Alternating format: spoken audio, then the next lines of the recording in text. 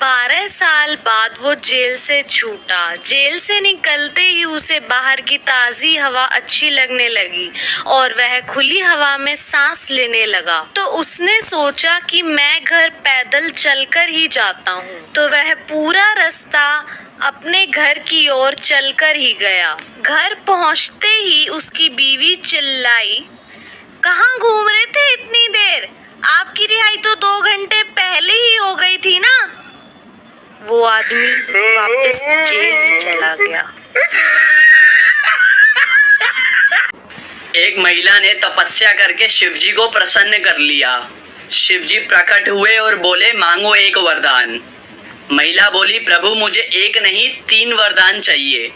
शिवजी बोले, ठीक है चलेगा, लेकिन मैं तुम्हें जो दूंगा उसका 10 गुना मैं तुम्हारी सास को दूंगा। शिवजी को लगा कि महिला आनाकानी करेगी, मगर भारतीय नारी सब पर भारी। महिला बोली, चलेगा। पहला वरदान, मुझे 1 करोड़ रुपए दे दो। शिवजी बोले, दिए।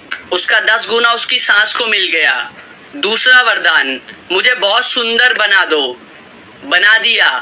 उसका 10 गुना उसकी सास सुंदर हो गई। तीसरा वरदान, मुझे एक हल्का सा हार्ट अटैक दे दो।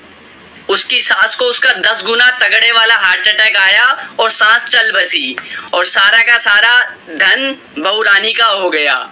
तब से शिवजी त्रिशूल लेके उस आदमी को ढूंढ रहे हैं जिसने कहा था कि औरतों के पास दिमाग नहीं होता।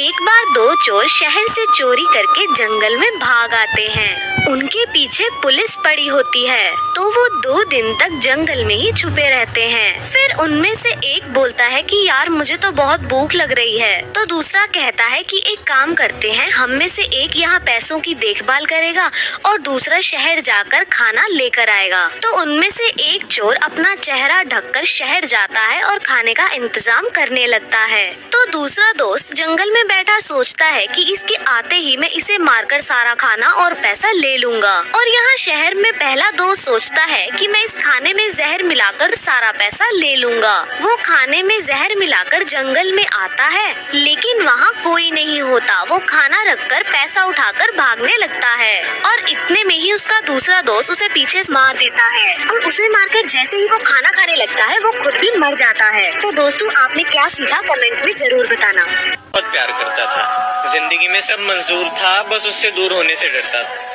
मेरी कई कोशिशों के बाद वो मेरी हो गई और वक्त गुजरते देर न लगी, उसे भी मुझसे मोहब्बत हो गई। पर एक दिन हमारे हंसते खेलते आशियाने में आग लग गई। सब सही चल रहा था, पर ये बात उसके घर वालों को पता चल गई। वो तो सही थी, मगर समाज की सोच गलत थी। वजह बस इतनी सी थी कि हमारी कास्ट अलग थी। आंख बंद करके अपनी कास्ट वाले से उसे जोड़ दिया। रानी बनाकर रखता था जिसे, उससे पल भर में रिश्ता तोड़ दिया। प्यार इश्क मोहब्बत से भी बड़ा कोई धर्म होता है क्या? अरे ये कास्ट बोलने वालों, सच बताओ, ये कास्ट अलग होने से कुछ होता है क्या? जबकि हमारी कास्ट ऊंची थी, फिर भी वो नहीं माने। पाबंदियां लगानी शुरू की और दिए ढेर सारे ताने।